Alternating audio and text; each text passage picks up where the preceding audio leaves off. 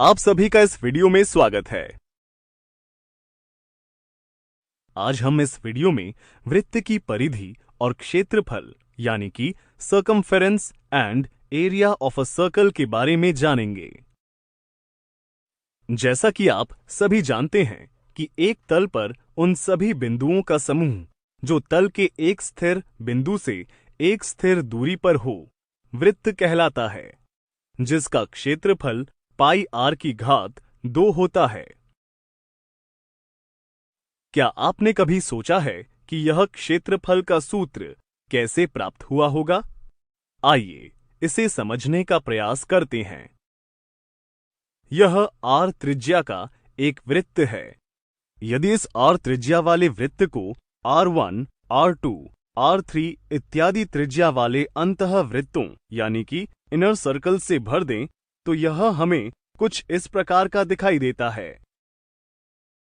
आइए इसके अलावा एक और वृत्त लेते हैं।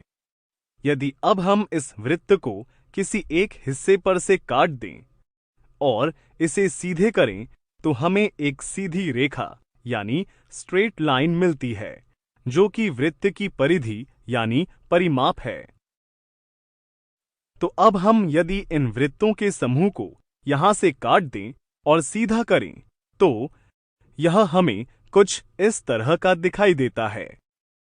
यहां आप देख सकते हैं कि बाह्य वृत्त इस आकृति का आधार है और अन्य आंतरिक वृत्त भी यहां क्रमशः एक दूसरे पर स्थित हैं। क्या आप बता सकते हैं कि इस आकृति के आधार की लंबाई क्या होगी? बिल्कुल सही, इसकी लंबाई 2 पाई आर होगा, क्योंकि यह बाह्य वृत्त से बनी रेखा है जो कि इस वृत्त की परिधि यानी परिमाप है। लेकिन क्या आप बता सकते हैं कि वृत्त की परिधि का मान 2 पाई आर कैसे प्राप्त होता है? बिल्कुल सही, चूंकि हम जानते हैं कि वृत्त की परिधि का उसके व्यास के साथ एक अचर अनुपात यानी कांस्टेंट रेशियो होता है, जिसे पाई से प्रदर्शित करते हैं और इसे हल करने पर हमें वृत्त की परिधि प्राप्त होती है। और इस आकृति की ऊंचाई और कुछ नहीं बल्कि बाह्य वृत्त की त्रिज्या ही है, जिसे हम R से प्रदर्शित करते हैं।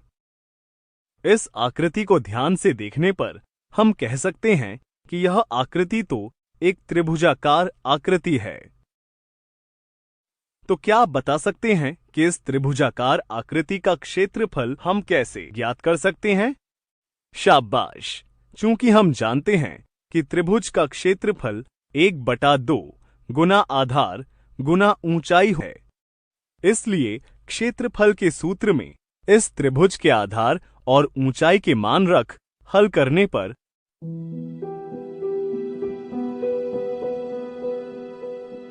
हमें त्रिभुज का क्षेत्रफल पाई आर की घात 2 प्राप्त है, जो कि वृत्त के क्षेत्रफल के बराबर होगा।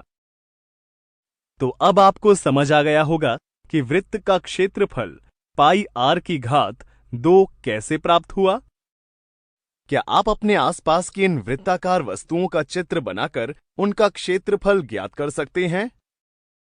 यदि हम इन वस्तुओं को कागज पर ट्रेस कर लें तो हम इनका क्षेत्रफल आसानी से ज्ञात कर सकते हैं।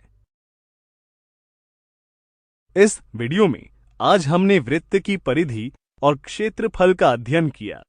अगले वीडियो में हम इस पर आधारित कुछ दिलचस्प उदाहरण देखेंगे।